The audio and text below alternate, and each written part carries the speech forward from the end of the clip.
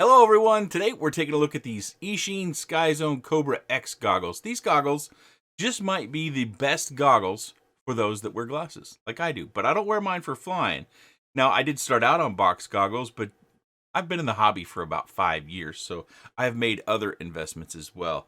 And I'm going to show you a comparison of what you get from $700 worth of FPV goggles versus the $250-ish you get out of these. There aren't very many differences between the X and the S version, mainly the screen resolution.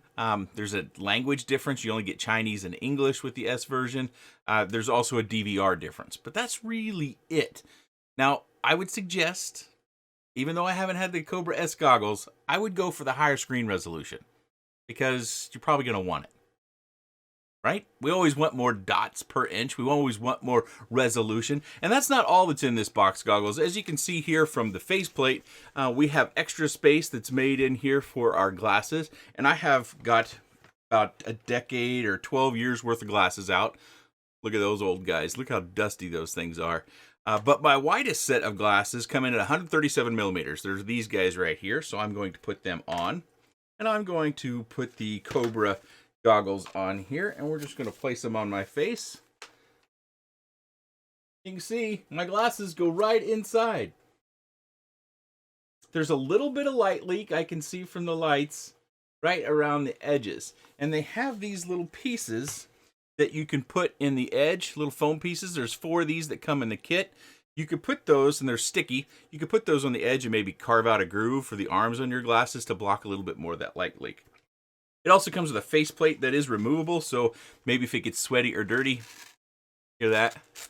You can replace that faceplate. It's kind of that leather feeling stuff. This is actually the kind of thing I prefer for my Fat Shark goggles, which I didn't bring out with me, but for my Fat Shark goggles, I actually bought something very, very similar, and the Orca goggles come with that same sort of feeling materials. That it varies a little bit. The Orca is a little bit softer than these, not a whole lot. Maybe it's because I've been using them so much over the last year or so. One other distinguishing feature before we get into kind of the nuts and bolts of the hardware is the fact that it has an 18650 cell that you can plug in right here to the bottom. Let's see if I can take that out while we're here on camera. I don't know if I have enough fingernail left for that. There. Unfortunately, my 18650 cells are garbage. They'll pretty much only run the goggle for about 2 minutes. And I checked with SkyZone, and I looked at my batteries and the reviews online. My batteries are also several years old. I only have the 2 18650 cells because I flew X-Lite for so long. I have a lot of 18500 cells, but not too many 18650 cells. So they don't run the goggles very long on this particular battery. I did place an order for some Sony and Panasonic cells through Amazon. Unfortunately, by the time I got that done, they had apparently run out. So my order was later canceled. I've got a new order through one of our favorite FPV vendors for another 18650 cell, but they're not here yet. So I can't really tell you how long you'll get this. I have heard through others the reports you can get 40 minutes out of a single cell. That seems pretty good. I suspect that depends on the quality of cell. One thing I can tell you is when you plug in the battery lead, you've got the DC battery lead that you can plug into like a 4-cell battery or something, that it does charge the 18650 cell. So what that would allow you to do possibly is just continue to fly even though maybe your 18650 cell has run dead. You plug in your battery, you run off of that, and it charges this battery. So at the end of your fly day, maybe you just run off the end of that battery. Maybe if you're out for a really long fly session. But I think another feature that it's worth discussing is the fact that this has a new receiver in it. And they seem to be doing something similar to what we've seen other receivers do with kind of blending the 2 antenna signals, which is become fairly commonplace, and we'll take a look at that reception here in just a minute. I'm going to take the module out, which you can do, so if you needed to replace it for some reason, just slide this forward, and you can see the module right here. And we'll take a look at the reception. As I said, I'll do a side-by-side against my rapid fire, which isn't fair, so keep that in mind when we're looking at the reception. But you've got this nice little bay, and you've got position for 2 antennas to come out of there. So you might want to run a circular polarize and a patch, or 2 patches. Maybe you're just going to fly in an area right out in front of you. So you got 2 directional patch antennas, and you're going to fly in that direction, get the best possible reception. I am testing unfairly. really unfairly in the footage you're about to see. I'm using the stock antennas against basically about $45 worth of antennas on a $150 receiver. So that reception setup is about $200. This entire goggle setup is about $200. Depends on which version you get, but this version we're looking at here is about $250. It has all the features that you would typically want with auto search, and it does a pretty good job with auto search. None of them are perfect, but I find because I fly raceband 8, it does pick up raceband 8, as do my other goggles. Pretty much lock on every time.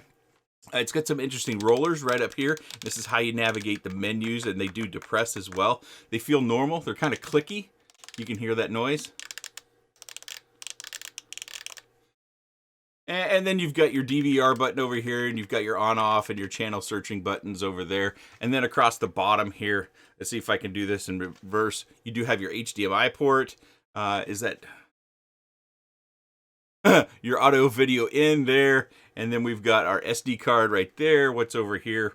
We've got our USB port, head tracker, and then this is where you plug in the cable that does come with the kit. The cable I have, this is the cable, and stretches from the end of my arm to about there, so kind of the traditional cable length, and it looks like it takes up to 25 volts. So you can put a battery on it and run it probably for days with that cable. Maybe stick this in your pocket, or maybe you fashion a little pouch for it here on the back of the head strap. The head strap is not necessarily the stiffest or the softest head strap that I've ever flown. I think I've found the Fat Shark goggles, if you're familiar with those, they're about the same as those, and they have these they have these Velcro strips which you can adjust for the head size. I have a ginormous head. Oftentimes refer to myself as a bucket head, but not the biggest head I've ever seen. My kids haven't beat me yet, but I did play ball with a guy that we affectionately called him Buffalo Head. He was a really good guy. He just had a ginormous head. To give you some idea about my hat size, a fitted hat, I usually need 8.5 to 8 3/4. 8 5/8 with a haircut I can do, depending upon the hat manufacturer. And the kid that I played ball with that had an even bigger head, he wore a 9 or a 9 1/4 if he could find it. He had a heck of a time finding fitted hats. We don't have fitted hats much these days, so that's not necessarily relevant, but if you know your head size, you know your hat size, maybe that'll help. No problems getting my ginormous head in here. What else does it come with? Well, you get a little foam piece, which I believe is for the nose area. So if you have a smaller nose than I do, you might need to use that. And we also have 2 extra pieces that go along the side where the glasses are. So maybe you just want these goggles and you don't wear glasses. You could use those to block that light leak that would necessarily happen. Also in the box, we have a audio video cable, USB-C, and I think this is used for the head tracker, isn't it? Isn't this a 9 dB cable? I've never used a head tracker, so I can't necessarily say, but you get this cable. Let's take a look at the reception, but keep in mind, on one side of things, I'm comparing $700 worth of goggles to $250 worth of goggles. Not fair, but should give you a couple points of reference. We're going to do it inside and outside. Labels should make it fairly clear on what we're looking at. We've got the Cobra X on the right and the Orca on the left.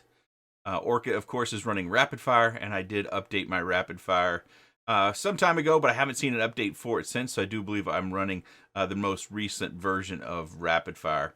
Again, the antennas are not the same. I've got $45 worth of antennas on the rapid fire module in the Orca goggles, and I've got the stock whip antennas on the Cobra X goggles. So great disadvantage, but this will give you an idea of the minimum. Now, I get pretty good reception in my house, so don't necessarily think that your reception will be the same. It's going to depend upon your home construction, your Wi-Fi saturation, what band you fly on, what channel and band you fly on. Again, I fly race band 8 all the time. I find it works the best. I've even actually found, like in the summer months with the humidity, that the reception goes down, so that's another variable. But if you've seen my videos before, this will give you an idea, a direct comparison with the most expensive setup, possibly one of the most expensive setups, versus a $250 Cobra X setup. Just cruising around the house, I recently got a question about why I was going so slow in a camera review. Well, I was going slow because I'm wanting you to look at the camera, not necessarily my flying. And you can see I've picked up steam. I couldn't hold myself back, just having fun. And I've got our 13-year-old out there practicing her cello, and she couldn't be bothered the least bit. That's how jaded my kids are about me flying in the house. She's practicing cello, and she doesn't even notice me flying around. It's pretty comical to me.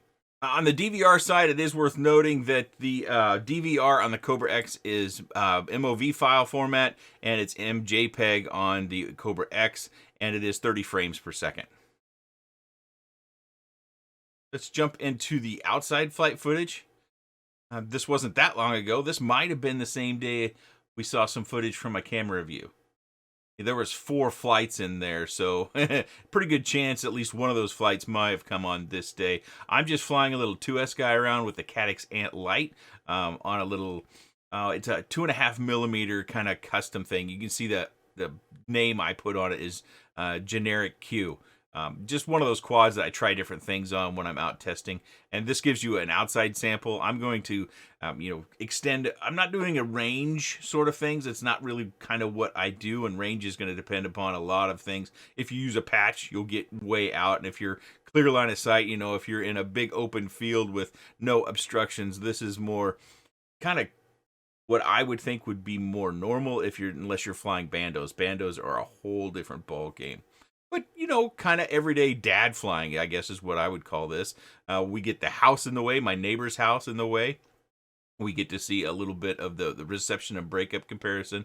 I'm going to beat you over the head with this one more time. Orca goggles with the rapid fire module, that's $150 and about $45 worth of antennas, so about $700 investment on the left-hand side. The Cobra X goggles, they come in at $250 some, and they're running the stock antennas. I didn't change those things. So keep that in mind when you're comparing the reception. I know it's unfair.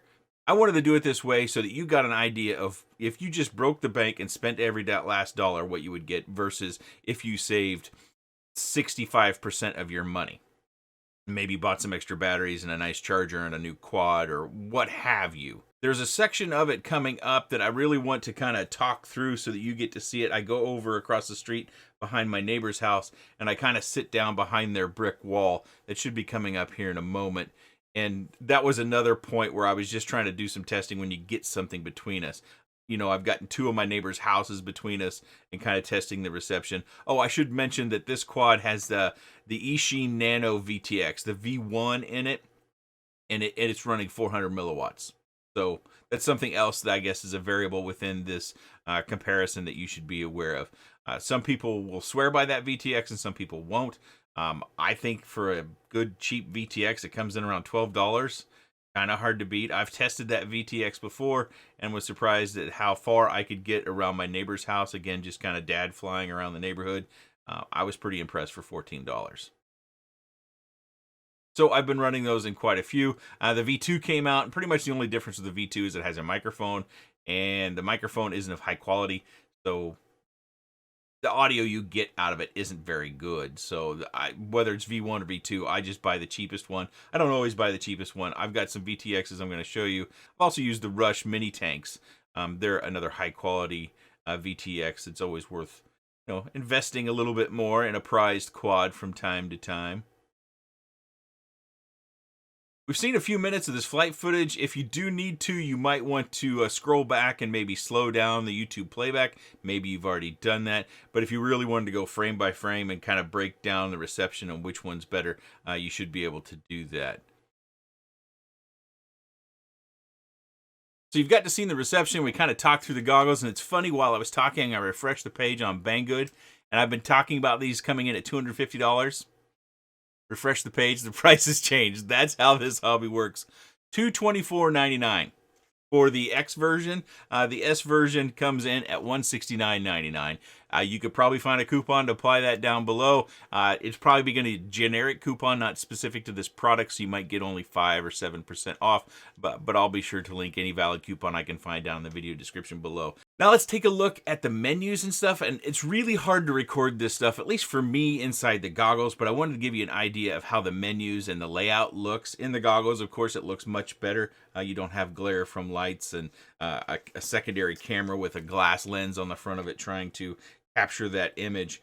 I think the menuing system looks kind of what you would expect. I would say it's not as machine language looking in many regards, especially when you go into the system menus. There are firmware updates available on SkyZone's websites. I did check to see if there was one available for this, and after I checked my firmware version on this one, I did not find where I needed a firmware update on this. Typically with the firmware updates, you download them, put them on your SD card, put your SD card in the box goggles, or in any goggles really, and then you turn them on and it shows updating on the screen, and then you wait for that to go away. Also, of course, whenever you're updating, make sure your batteries are good and charged so that it doesn't stop running while you're trying to update the firmware. That could be a bad thing. Also, the OSD menu drops down from the top, and I really kind of like that because it gets out of your way. You could change that OSD setting, how long it comes down. I think the default is 2 or 3 seconds, but I think you can change that to 5 or 10 or on, to where it's up there all the time. That displays your antennas, which antenna is working, and the reception. It displays whether your DVR is on and if it's recording, and some other information, which band you're on, things of that nature, which can be really handy if you use it. We've moved into some footage of watching the DVR, and this isn't great. I did try a number of different things, but I found that actually holding it in my hand kind of worked the best because I can't get the camera in there enough to where you can see the entire screen with the Fresnel lens and how it kind of works with the magnification. The closer I got the camera, you would miss either more of the bottom or more of the top, kind of depends upon my orientation. We also have a little bit of a glare from the internal lights here at my recording studio down there in the lower right. But you can see that we're showing the file name that we're playing back and the amount of runtime that we've been playing back, or the length of the file rather, that we're playing back. And also I've got, again, my kids. They're home a lot these days, so they're in a few more videos than maybe they have been in the past. This is a screen recording. Of course, this isn't a great representation of how the screen looks. I think it looks much better with my own eyes than this recording does for it. You've got to show it because I think it's important to show everything, and then you make your own diagnosis. That's kind of a long-standing theme of my channel. It's not necessarily to tell you what to think, but to rather show you, and then hopefully you can make your own judgment, and then we can discuss down in the comments section anything that I may have missed, or errors I may have made, or thoughts that you had on the products. I started the video talking about how I thought these goggles were pretty good. And that's something that's really hard to relate here. But having done a number of different box goggles, this isn't the most expensive box goggles I've done. Of course, in years gone by, everything was more expensive, it seems. But they might be the highest quality as far as feel. They feel solid in the hand. They feel like they're well constructed. You know, I even had to make sure I got that clip down so that I could get the battery out. You kind of saw that struggle here within this video.